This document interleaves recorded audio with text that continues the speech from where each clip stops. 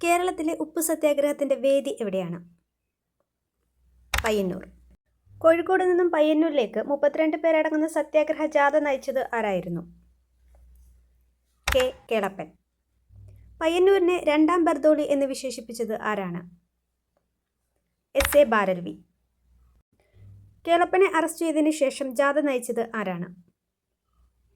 മൊയ്യാരത്ത് ശങ്കരൻ. ഉപ്പു സത്യാഗ്രഹം ബേപ്പൂരിൽ നിന്നും പയ്യന്നൂരിലേക്ക് നയിച്ചത് ആരാണ്? മുഹമ്മദ് അബ്ദുൾ റഹ്മാൻ സാഹിബ്. ഉപ്പു സത്യാഗ്രഹം പാലക്കാട് നിന്നും പയ്യന്നൂരിലേക്ക് നയിച്ചത് ആരാണ്? ടി. ആർ. കൃഷ്ണസ്വാമി അയ്യർ.